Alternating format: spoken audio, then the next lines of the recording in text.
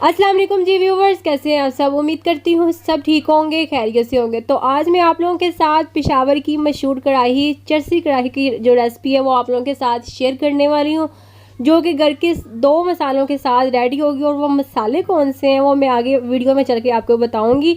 वो मसाले जौन से हैं, स्पाइसेस जौन से हैं, घर में ऑलरेडी अवेलेबल होते हैं, हर घर में अवेलेबल होते हैं।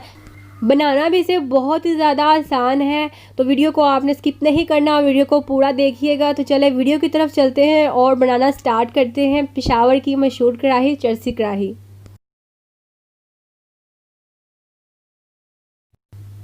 अब एक कढ़ाई लेनी है हमने, और कढ़ाई के अंदर जौन सा है कुकिंग ऑयल वो डालना है। कुकिंग ऑयल जौन सा है, 2 जो कुकिंग स्पून होते हैं ना वो भी डाल सकते हैं, क्योंकि हमने जो गोश्त को है उसे डीप फ्राई करना है।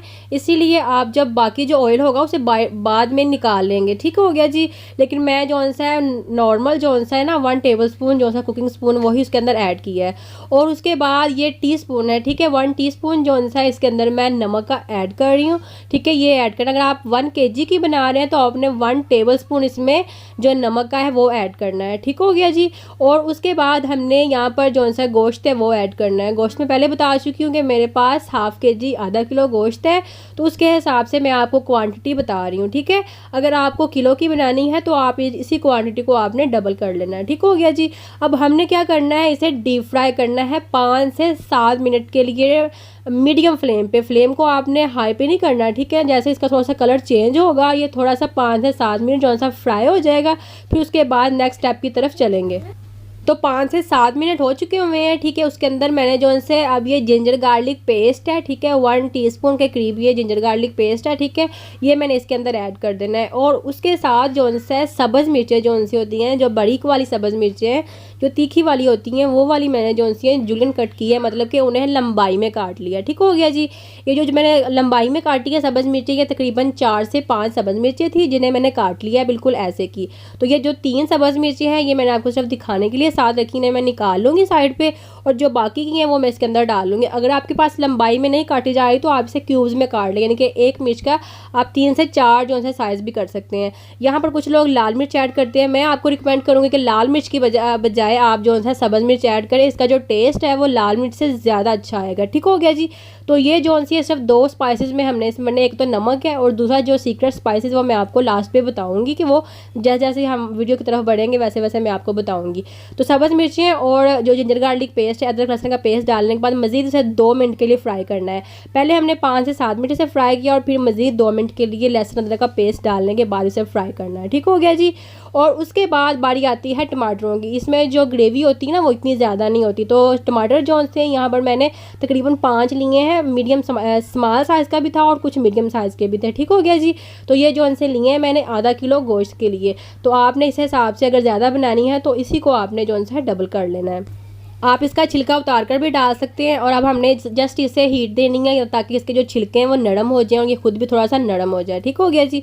यहाँ पे ये देखेंगे नरम भी हो गया और इसने थोड़ा सा पानी भी छोड़ दिया, क्योंकि टमाटर जो होते हैं वो अपना पानी छोड़ते हैं। इसलिए जो इसके छिलके ना आपने छिलके जो से रिमूव कर देना। मैं पहले बता चुकी हूँ कि अगर आप टमाटर के छिलके उतार के भी डालेंगे तो भी कोई मसला नहीं है, लेकिन जो हम रेस्टोरेंट स्टाइल में बना रहे हैं तो वहाँ पर बिल्कुल ऐसे ही सेम प्रोसेस में बनाई जाती है। छिलके जो से होते हैं वो बाद में स्टेज में आके उतार देते हैं, और बाद में उतारने के बाद ये देखिए बिल्कुल नरम हो जाते होते हैं छिलके जो से ना इसके।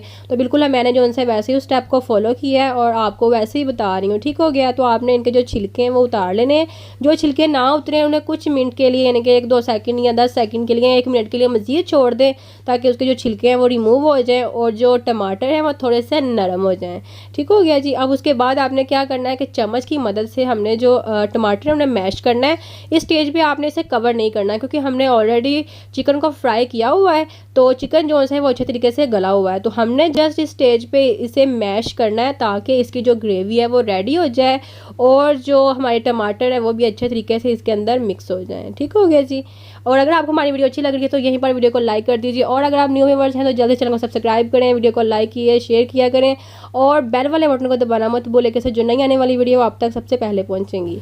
तो आप देख लें, इसे मैश करते करते ये बिल्कुल जौन सा इसकी ग्रेवी रेडी हो चुकी है। बस इसकी यही ग्रेवी और यही इसकी शक्ल है। ये तकरीबन जौन सा ये डन हो चुका हुआ है। अब इसका जो सीक्रेट स्पाइस है वो ये है कि आपने इसमें ब्लैक पेपर ऐड करनी है। जो चरसी कढ़ाई होती है वो नमक और ब्लैक पेपर की होती है, इसमें और कोई स्पाइसेस यूज़ नहीं होता।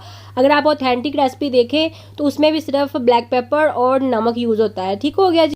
तो मैंने इसमें 1 टीस्पून जौन सी है काली मिर्च ऐड की है। ठीक है, अगर आप ऑथेंटिक रेसिपी देखेंगे तो उसमें भी आपको यही मिलेगी। ठीक है, और जो लाल मिर्च और बाकी स्पाइसेस यूज़ होते हैं वो ऐसी कोई भी इसमें जो रेसिपी नहीं है। ठीक है, सिर्फ काली मिर्च और नमक इसमें यूज़ होता है। और उसके बाद सब्ज़ धनिया जौन सा ऑब्वियसली सब जो सब्जियों में जौन सा जान डाल देता है, इसलिए आपने जौन सा कटा हुआ सब्ज़ धनिया जौन सा गार्निश के लिए आपने सब्ज़ धनिया ऐड करना है। और जुलन कर जौन सी अदरक ऐड करनी है। अगर आप इसे दावत शावत के लिए बना रहे हैं तो ऐसा ज़रूर कीजिए। ठीक है, क्योंकि इससे एक जो लुक है वो बहुत ज़बरदस्त हो जाती है, गार्निश बहुत अच्छा तरीके से हो जाता है। तो आई होप आज की वीडियो आपके लिए बहुत ज़्यादा इन्फॉर्मेटिव होगी और आपको आज की वीडियो बहुत ज़्यादा पसंद आई होगी। पसंद आई है तो एक लाइक तो बनता है, जल्दी से लाइक कर दीजिए, चैनल को सब्सक्राइब कर लें, वीडियो को दूसरे के साथ भी शेयर किया करें ताकि दूसरे भी वीडियो से देखकर सीख सकें और ख़ुद बना सकें बिल्कुल रेस्टोरेंट स्टाइल में। तो हमारी कोशिश यही होती है कि आपके पास जौन सी ऑथेंटिक रेसिपी है वही जौन सी शेयर की जाए। तो आई होप आज की वीडियो आपके लिए बहुत ज़्यादा ऑथेंटिक और इन्फॉर्मेटिव होगी। तो चले मिलते हैं एक नई वीडियो के साथ, एक नई रेसिपी के साथ। तब तक के लिए खुदा हाफिज़।